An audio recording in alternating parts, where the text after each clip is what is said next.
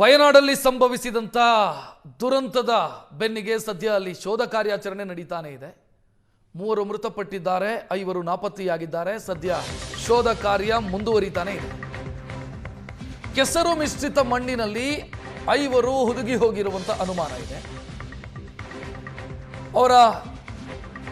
ಅವರಿಗಾಗಿ ಹುಡುಕಾಟ ನಡೀತಾ ಇದೆ. ಬಟ್ ಅಲ್ಲಿನ ಪರಿಸ್ಥಿತಿಯನ್ನು ಗಮನಿಸಿದ್ರೆ ಮೃತದೇಹಗಳು ಸಿಗುತ್ತಾ ಇಲ್ವಾ ಅನ್ನೋದೇ ಅನುಮಾನ ಇರೋದು. ದೊಡ್ಡ ಪ್ರಮಾಣದಲ್ಲಿ ಬಿದ್ದಿರುವಂಥ ಮಣ್ಣು, ಅದನ್ನು ತೆರವು ಮಾಡುವಂಥ ಕಾರ್ಯಾಚರಣೆಗೆ ಮಳೆಯೂ ಕೂಡ ಅಡ್ಡಿಯಾಗ್ತಾ ಇದೆ. ನಿಮಗೆ ನೆನಪಿದೆ ಅಂತ ನಾನು ಭಾವಿಸ್ತೀನಿ, ಮಡಿಕೇರಿಯಲ್ಲಿ ನಮ್ಮ ಕೊಡಗು ಜಿಲ್ಲೆಯಲ್ಲಿ ಇಂಥದ್ದೇ ಒಂದು ಗುಡ್ಡ ಕುಸಿತ ಘಟನೆ ನಡೆದಾಗ ಕಾರ್ಯಾಚರಣೆ ಮಾಡಿ ಕೊನೆಗೆ ಮೃತದೇಹವನ್ನು ಪತ್ತೆ ಹಚ್ಚೋದಕ್ಕೆ ಸಾಧ್ಯವೇ ಇಲ್ಲ ಅನ್ನೋದು ಗೊತ್ತಾದ ನಂತರ ಕಾರ್ಯಾಚರಣೆಯನ್ನು ಅರ್ಧಕ್ಕೆ ಕೈ ಬಿಡಲಾಯಿತು.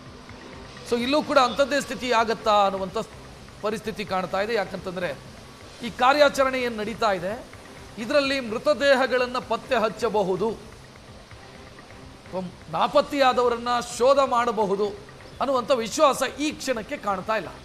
ಕಾರ್ಯಾಚರಣೆ ನಡೀತಾನೆ ಇದೆ. ಇವತ್ತು 3ನೇ ದಿನ NDRFನ ಸಿಬ್ಬಂದಿ ಕಾರ್ಯಾಚರಣೆ ಮಾಡ್ತಾ ಇದ್ದಾರೆ. ಹೆಚ್ಚಿನ ಡೀಟೇಲ್ ನೀಡೋದಕ್ಕೆ ನಮ್ಮ ಪ್ರತಿನಿಧಿ ಮಧುಸೂದನ್ ನೇರ ಸಂಪರ್ಕದಲ್ಲಿ. ಮಧುಸೂದನ್, 3ನೇ ದಿನ ಏನಾಗ್ತಾ ಇದೆ ಸದ್ಯ? NDRF ಸಿಬ್ಬಂದಿ ಯಾವ ರೀತಿ ಕಾರ್ಯಾಚರಣೆಯನ್ನು ಮಾಡ್ತಾ ಇದ್ದಾರೆ?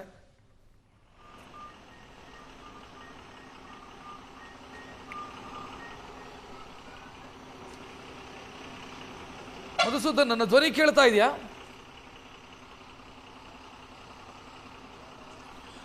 ರಕ್ಷತ್, ಇವತ್ತು 3ನೇ ದಿನದ ಕಾರ್ಯಾಚರಣೆಯಲ್ಲಿ ಆಗ್ತಾ ಇರೋದು ಸತತವಾಗಿ ಸುಮಾರು 42 ಗಂಟೆಗಳ ಕಾರ್ಯಾಚರಣೆ ಆಗ್ತು ಅಂತಾನೆ ಅನ್ಬೋದು. ಇವತ್ತಿನ ಕಾರ್ಯಾಚರಣೆಯಲ್ಲಿ ಯಂತ್ರಗಳ ಬಳಕೆ ಒಂದಷ್ಟು ಕಡಿಮೆ ರಕ್ಷತ್, ಇವತ್ತಿನ ಕಾರ್ಯಾಚರಣೆ ಏನಿದೆ, ಇವತ್ತು ಕಾರ್ಯಾಚರಣೆಯಲ್ಲಿ ಒಂದು ಯಂತ್ರಗಳ ಸಂಖ್ಯೆ ಒಂದಷ್ಟು ಕಡಿಮೆ ಇರತಕ್ಕಂಥದ್ದನ್ನ ನಾವು ಇಲ್ಲಿ ಗಮನಿಸಬಹುದು. 3ನೇ ದಿನದ ಕಾರ್ಯಾಚರಣೆಯನ್ನು ಕೂಡ ಈಗಾಗಲೇ NDRFನ ಸಿಬ್ಬಂದಿಗಳು ಶುರು ಮಾಡಿರ್ತಕ್ಕಂಥದ್ದು. ಆ ಸ್ಥಳದ ಸದ್ಯದ ದೃಶ್ಯಾವಳಿಗಳನ್ನು ನೀವು ಇಲ್ಲಿ ಗಮನಿಸಬಹುದು. ಸದ್ಯಕ್ಕೆ 2 ಇಟಾಚಿಗಳು ಕೆಲಸವನ್ನ ಮಾಡ್ತಾ ಇದ್ದಾರೆ.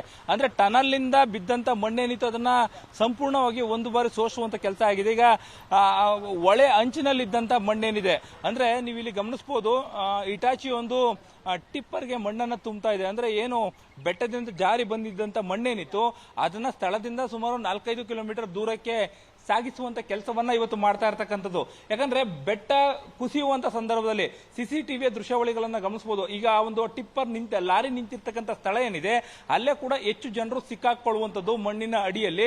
ಹಾಗಾಗಿ ಆ ಒಂದು ಜಾಗದಲ್ಲಿ 2ನೇ ಬಾರಿ ಶೋಧ ಕಾರ್ಯವನ್ನ ಶುರು ಮಾಡ್ತಾ ಇರ್ತಕ್ಕಂಥದ್ದು.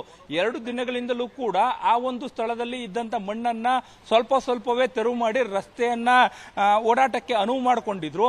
ಈಗ ರಸ್ತೆ ಬದಿಯಲ್ಲಿ ಅಂದ್ರೆ ಒಳೆ ಅಂಚಿನಲ್ಲಿ ಇರ್ತಕ್ಕಂಥ ಮಣ್ಣೇನಿದೆ ಅದನ್ನ ಸ್ವಲ್ಪವೇ ಕೂಡ ತುಂಬ್ತಾ ಇದ್ದಾರೆ. ಅಂದ್ರೆ ಅದರ ಒಳಗಡೆ ಏನಾದ್ರೂ ಈಗ ಕಾಣೆಯಾಗಿರ್ತಕ್ಕಂಥವ್ರು ಇರಬಹುದಾ ಅಂತೇಳಿ ಚೆಕ್ ಮಾಡುವಂತ ಕೆಲಸಗಳಾಗ್ತಾ ಇರ್ತಕ್ಕಂಥದ್ದು. ಆದ್ರೆ ಇಲ್ಲಿವರೆಗೆ ನಡೆದಿರ್ತಕ್ಕಂಥ ಈ ಒಂದು ಶೋಧ ಕಾರ್ಯವನ್ನ ಗಮನಿಸ್ತಾನೆ ಹೋದ್ರು ಕೂಡ ಅಂದ್ರೆ ಜನ ಈಗ ಸದ್ಯಕ್ಕೆ ಓಡಾಟಕ್ಕೆ ಮತ್ತೊಂದು ಎಲ್ಲವನ್ನೂ ಕ್ಲಿಯರ್ ಮಾಡಿದ್ದಾರೆ. ಆದ್ರೆ ಕಾಣೆಯಾಗಿರ್ತಕ್ಕಂಥವ್ರು ಸಿಗುವಂತ ಸಾಧ್ಯತೆಗಳು ಬಹಳ ಕ್ಷೀಣಿಸ್ತಾ ಹೋಗ್ತಾ ಇರುವಂತದ್ದು. ಹಾಗಾಗಿ ಈಗ 2 ದಿನಗಳಿಂದ ಏನು ಸುಮಾರು 200ಕ್ಕೂ ಹೆಚ್ಚು NDRF ಸಿಬ್ಬಂದಿಗಳು ವರ್ಕ್ ಮಾಡ್ತಾ ಇದ್ರು. ಇವತ್ತು ಅವರ ಸಂಖ್ಯೆಯೂ ಕೂಡ ಕಡಿಮೆ ಆಗಿದೆ. ಜೊತೆಗೆ ಆ ಒಂದು ಕಾರ್ಯದ ಒತ್ತಡ ಏನಿತ್ತು, ಅದರ ರಶ್ ಏನಿತ್ತು ಅದು ಕೂಡ ಕಡಿಮೆ ಇರತಕ್ಕಂಥದ್ದು. ಈಗ ನಾರ್ಮಲ್ ಆಗಿ ಸದ್ಯಕ್ಕೆ ಇರುವಂತ ಮಣ್ಣನ್ನ ಶೋಧಿಸುವಂತ ಕೆಲಸವನ್ನ ಮಾಡ್ತಾ ಇದ್ದಾರೆ. ಯಾಕಂದ್ರೆ ನಿನ್ನೆ ಒಂದು ಕೂಡ ಇಟಾಚಿ ಮಣ್ಣಿನ ಅಡಿಯಲ್ಲಿ ಸಿಕ್ಕಾಕೊಂಡಿತ್ತು. ಅದರ ಆಪರೇಟರ್ ಇಟಾಚಿಯ ಪಕ್ಕದಲ್ಲೇ ಏನಾದ್ರೂ ಸಿಗಬಹುದಾ ಏನು ಅಂತೇಳಿ ಚೆಕ್ ಅನ್ನ ಮಧ್ಯರಾತ್ರಿವರೆಗೂ ಕೂಡ ಮಾಡಿದ್ರು.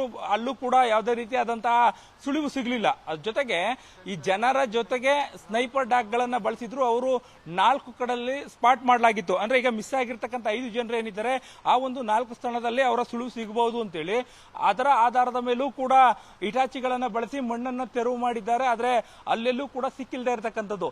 ಇನ್ನು ಇಡೀ ಸ್ಥಳ ಏನಿದೆ, ಇಡೀ ಸ್ಥಳ ಈಗ ಸದ್ಯಕ್ಕೆ ಇವತ್ತಿಗೆ ಕ್ಲಿಯರ್ ಆಗಿ ಕಾಣಿಸ್ತಾ ಇರತಕ್ಕಂಥದ್ದು ಪಿಕ್ಚರ್ ಕೂಡ. ಇನ್ನು ಮಣ್ಣನ್ನ ಕೆಲವು ಮಣ್ಣು ತೆಗೆಯುವಂತದ್ದು. ಒಂದು ಒಳೆಯಲ್ಲಿ ಅವತ್ತು ನೀರು ಜಾಸ್ತಿ, ಮಣ್ಣು ಕುಸಿಯುವಂತ ಆರಂಭದ ಸ್ಥಳದಲ್ಲೇ ಆ ಕಾಣೆಯಾದಂತವ್ರು ಇರುವಂತ ಕಾರಣಕ್ಕಾಗಿ ಅವರ ಸುಳಿವು ಮಣ್ಣಿನ ಅಡಿಯಲ್ಲಿ ಸುಳಿವು ಮಾತ್ರ ಇನ್ನೂ ಕೂಡ ಪತ್ತೆಯಾಗಿಲ್ಲ.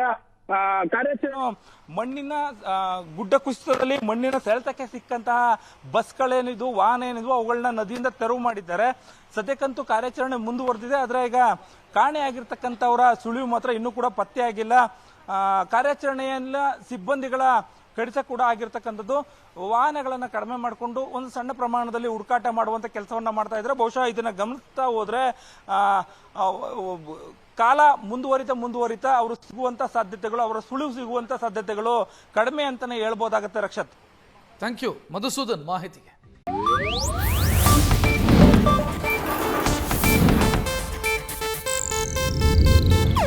ಇದು ಏಷ್ಯಾನೆಟ್ ನ್ಯೂಸ್ ನೆಟ್ವರ್ಕ್ ಪ್ರಸ್ತುತಿ.